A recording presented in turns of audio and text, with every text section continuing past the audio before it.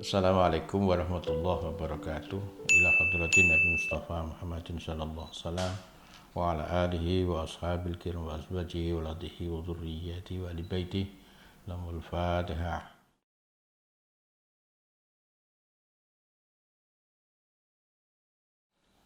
Wa ila hadrati abina sayyidina Adam wa min sayyidatina Hawa wa lisairil anbiya wal mursalin wa syuhada sholihin wal ulama ila amilin wa liyal arifin wal malaikatul muqarrabin wal jamil muslimin wal muslimat wal mu'minin wal mu'minat al ahya'i minhum wal amwat khususan walidaina wa muallimina wa murabbi arwahina. Lahumul Fatihah. Iya kan apa ya.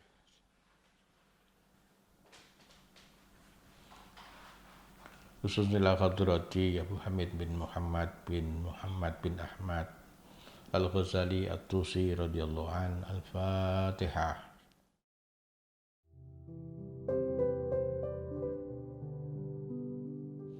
Subhanaka la ilma lana illa ma 'allamtana innaka antal alimul hakim. Bismillahirrahmanirrahim.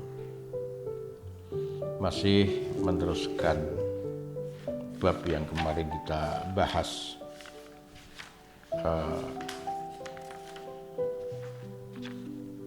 hadis yang membahas tentang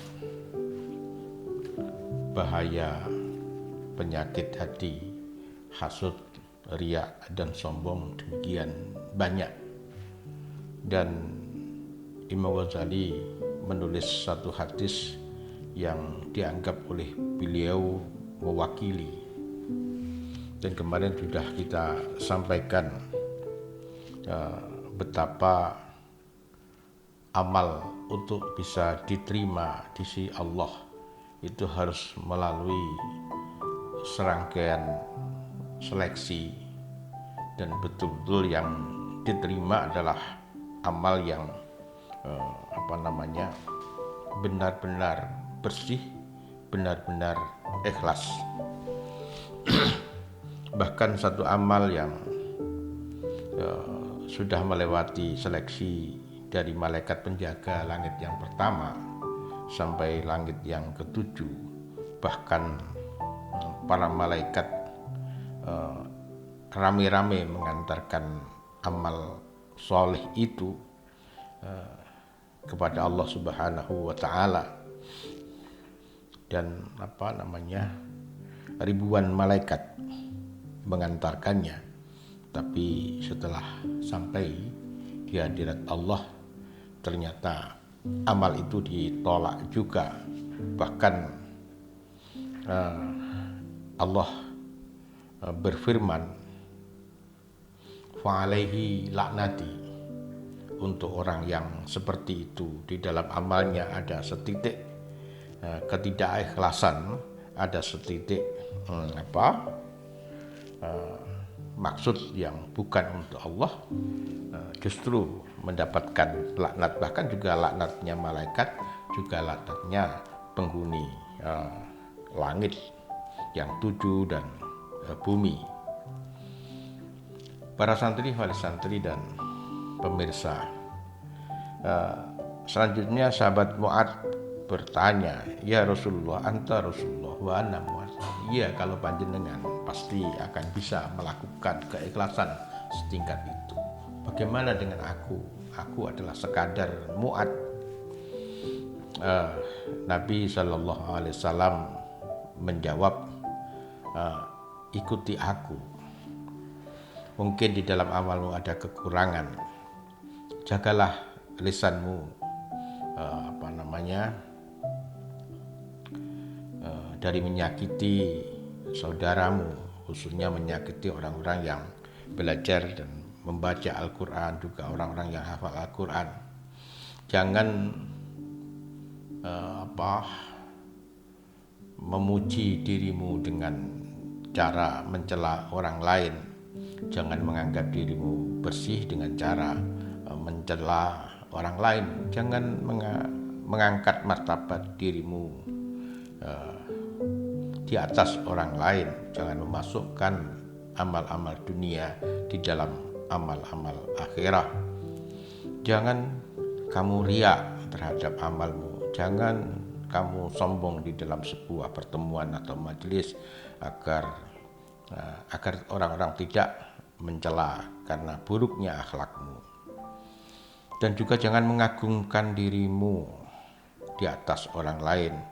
Maka kalau itu kamu lakukan akan terputus darimu kebaikan dunia dan akhirat. Kamu akan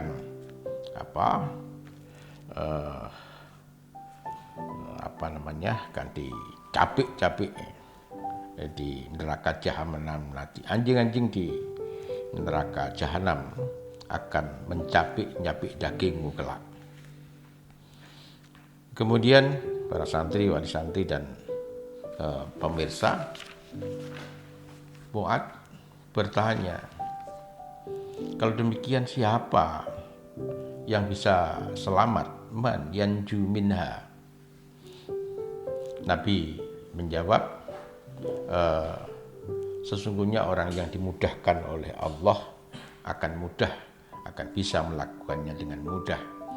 Tapi cukuplah bagimu, Mu'adz, bahwa kamu mencintai manusia sebagaimana kamu mencintai diri sendiri, dan kamu membenci sesuatu untuk mereka sebagaimana kamu membenci sesuatu itu untuk dirimu.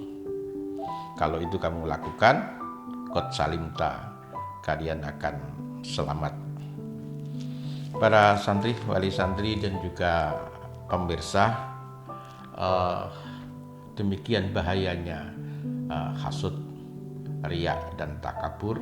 Hadis tadi menegaskan kepada kita betapa sulit, tapi sekaligus kita juga punya optimisme karena Nabi memberikan jalan-jalan yang relatif mudah. Di antaranya bagaimana kita harus bersikap terhadap orang lain, sikap yang rendah hati, sikap yang memuliakan orang lain, sikap yang berhusnuzon terhadap orang lain, mencintai orang lain sebagaimana kita mencintai diri sendiri, akan menjadi semacam penutup dari kekurangan-kekurangan kita yang pasti ada di dalam amal kita. Dan kalau kita pelajari di dalam bab ini,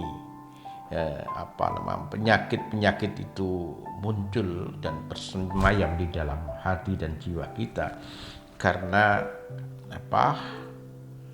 salah niat kita di dalam mencari ilmu. Kita mencari ilmu untuk berbangga-bangga, untuk persaingan, untuk mendapatkan penghormatan dari orang-orang lain, untuk kemegahan dan seterusnya. Seringkali orang awam malah selamat dari penyakit ini.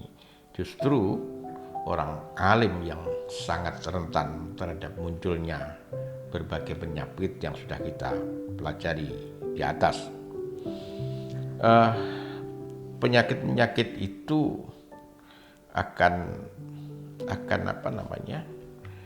menumbuhkan penyakit yang lain, yaitu cinta dunia. Dan cinta dunia ini akan menjerumuskan seseorang dalam perbuatan syubhat, perbuatan makruh, dan akhirnya mengantar kepada perbuatan haram. Dunia ini memang harus betul-betul dimaknai secara tepat. Kita harus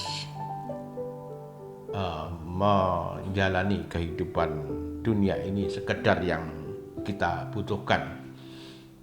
Jangan berlebihan, karena ketika dunia berlebihan seperti tadi akan menumbuhkan kecintaan, dan cinta terhadap dunia itu akan menjadi penyebab dari segala kesalahan dan dosa. Dunia ini adalah tempat kita banyak menanam mazra'atul akhirah, yang kita berharap kita bisa memelihara tanaman kita dan semoga kita bisa tunai kelak ketika kita sudah di akhirat. Para santri, wali santri dan pemirsa, ketika penyakit yang tadi saya sebutkan, hasud, riya dan ujub ini bisa kita sembuhkan, maka Allah akan membuka tabir antara kita, hijab antara kita dan Allah, terbuka cahaya makrifat dengan mengalir di dalam hati sumber-sumber hikmah.